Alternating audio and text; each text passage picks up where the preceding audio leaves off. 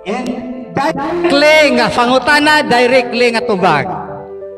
Nakabasa ka na sa Biblia nga ang SDA Church tinukod sa Amerikano. Direct ka tubag. Wala ka sikot-sikot. Ano mabasahon ko man kunin mo sa Biblia nga wala ko man ng SDA anang panahon na.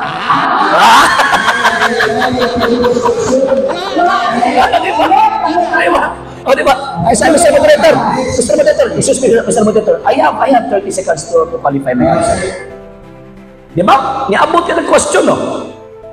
Klaro ang akong ang gipadayag, dili palang dugay, na kanang SDA 1863. Ipabasan mo sa Biblia, napakakatas parang pangunahuna ala. Okay. Sunod pangutana. Matod mo dili di ay mabasa sa Biblia. Uyon ka nga nasayok mo sa inyong pagbarog nga gigamit ninyo ang Biblia. Kay dili man di ay mo kabasa sa Biblia nga ang SDA tinukod sa Amerikano. Uyon ka nasayok ka. Dili ko uyon with qualification. Nga naman anong di man ko uyon tungod kay di mo gyud mabasa ng SDA sa Biblia magbato sulpot lang nga ipabasa noon mo. Kanang gingon ni Kristo ba nga sa umaabot na panahon, iyan ng isa-isa diha nga wala man. So mauna nga, kanang imong pundok, budot lang na nga resulta sa lipat. Okay. Sunod na pangutana. Kakaroon nga dili ka mo uyon nga mabasa sa Biblia ang inyong tema, uyon ka. Ang dili man pwede nga tema may basahon sa Biblia. Naunsa naman ang tao ni para sa mga professional excuse me Mr. Director, para sa mga professional ang tema is butan dili ang tema mo ibasahon sa Biblia.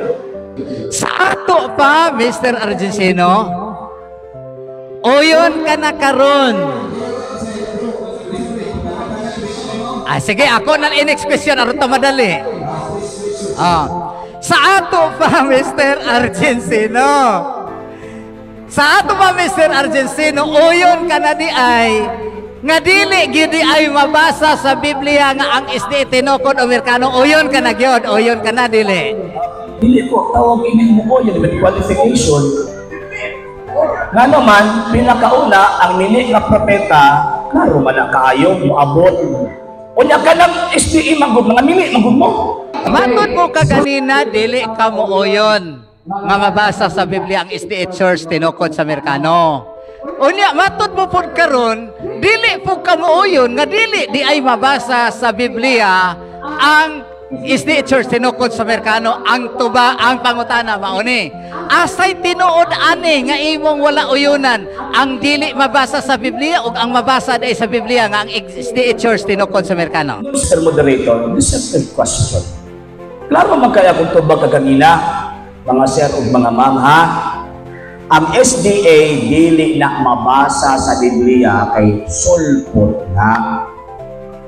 Ang SDA mao nang gipunting nako nga mini nga nakasulat sa San Mateo 24:45 ug 24 implicitly. Mao bitaw giklaro sa kasaysayan. Di ba? Grabe naman yun.